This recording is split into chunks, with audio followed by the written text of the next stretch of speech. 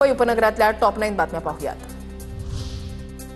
मुंबईतील अनेक भागांमध्ये आय लव्ह देवाभाऊचे बॅनरवर मुख्यमंत्री देवेंद्र फडणवीस आणि जेसीबीचा फोटो तसंच आय लव्ह बुलडोझर बाबा असेही बॅनर।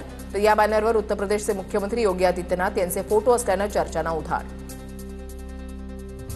मुंबईतील कबुतरांसाठी पेटाची पुन्हा जाहिरातबाजी। जाहिरातीमधून कबुतरांना जगण्याचा हक्क असून न्यायालयानं कबुतरांच्या खांद्यावर घातलेली बंदी ही रद्द करण्याचं आवाहन।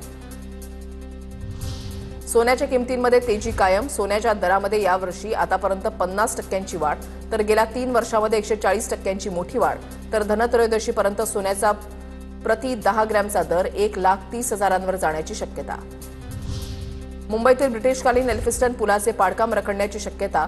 59 कोटींचं शुल्क दिल्याशिवाय पाडकामाला परवानगी देण्यास पश्चिम रेल्वेचा नकार, तर अबाजवी शुल्क देण्यास महारेलचा नकार।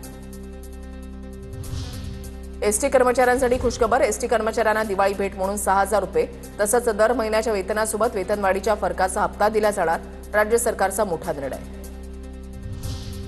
आरे ते कफ परेड दरम्यान थांबणाऱ्या भुयारी मेट्रोच्या प्रवाशांना आता व्हॉट्सअपद्वारे तिकीट काढता येणार। यावरून प्रवासी एकाच वेळेला 6 QR तिकीट खरेदी करू शकणार।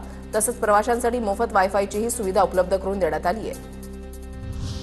नवी मुंबईमध्ये भटक्या कुत्र्यांच्या संख्येमध्ये वाढ। दररोज अंदाजे 40 नागरिकांना भटके कुत्रे चावा घेत असल्याची माहिती।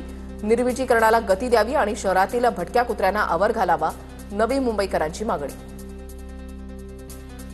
मुंबईमध्ये खड्ड्यांमुळे होणाऱ्या मृत्यूसाठी वारसांना 6 लाखांची तसंच जखमींना 50,000 ते 2.5 लाख रुपयांपर्यंतची भरपाई द्यावी, उच्च न्यायालयाचे आदेश। तर दोषी अधिकाऱ्यांवर कडक कारवाई करावी, उच्च न्यायालयाच्या सूचना। मीरा भाईंदरमध्ये धोकादायक इमारतीचा काही भाग बस स्थानकावर कोसळला। त्यावेळेला बस स्थानक पूर्णपणे उद्ध्वस्त। बस स्टॉपवर कुणीही नसल्यानं दुर्घटना टळली।